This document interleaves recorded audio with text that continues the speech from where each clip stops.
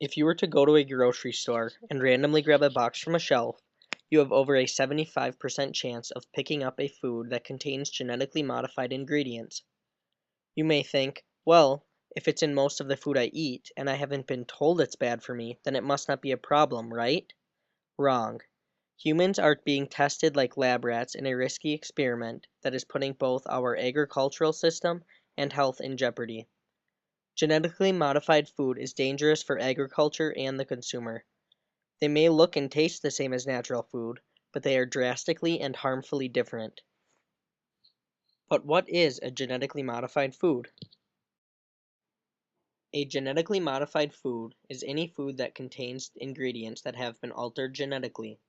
Synthetic DNA is carefully placed into seeds to improve them in some way.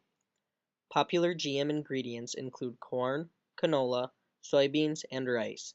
These basic ingredients are used in most foods. One example of genes being inserted into food is in Monsanto's Bt corn. Scientists were able to isolate a gene from an Arctic fish that allowed it to survive in extremely cold weather. The fish gene was then inserted into corn cells, therefore helping the corn survive in harsher weather. This was a breakthrough for Monsanto, and being able to improve the health of plants put them at the top of the seed industry.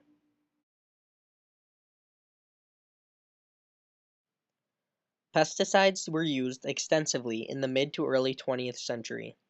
Monsanto started off as a pesticide business during this time, selling their popular product Roundup. In the mid-1990s, Monsanto was the first company to use gene splicing to create seeds that were Roundup ready. What this means is that they were able to insert a gene into their corn that made it resistant to the chemicals in Roundup. This means that farmers can spray their crops with as much Roundup as they want, and only the invading weeds and pests will die. This is where the problems with genetically modified foods start. Genetically modified foods are slowly taking over and killing the diversity of crops. Monsanto's products have become so widely popular that they are creating vast monocultures. These large monocultures, or areas of land only producing one type of crop, could lead to some of the biggest catastrophes the world has ever seen. In the mid-1800s, Ireland grew very few varieties of potatoes, and when the potatoes became diseased, over 1 million people died. Due to their dependence on the one species of crop, they experienced mass starvation. This means that genetic uniformity leads to increased vulnerability to insects and disease, and could become a new reality if GM crops continue to be used.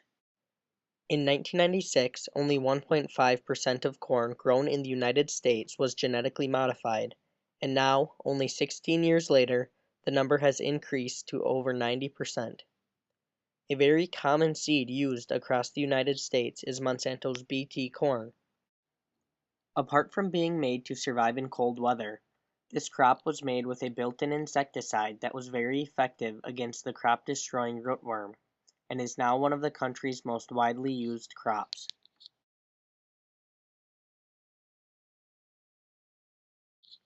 Not only are genetically modified foods bad for agriculture, but they are bad for human consumption as well.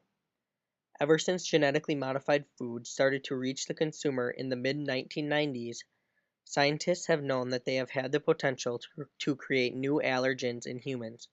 In March of 1999, researchers at the York Laboratory in England found that allergic reactions to soy had increased by over 50% over the previous year.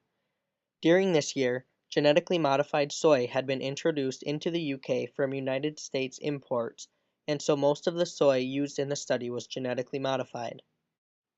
Even with these findings, it is impossible to test whether or not GM foods create allergens, because to become allergic to something, it must be eaten several times by the affected individual. This has moral implications, as researchers are not allowed to feed subjects the high-risk GM foods. Instead of conducting small studies to prove GMs cause allergens, the entire U.S. population is being used as guinea pigs in a massive experiment. In conclusion, genetically modified foods are too risky to be eaten by humans or grown on farms. Monocultures are taking over, and a large crop-destroying catastrophe could already be underway. New allergens are being found in humans that are creating major health risks. Genetically modified foods are not safe and should not be grown or consumed by anyone.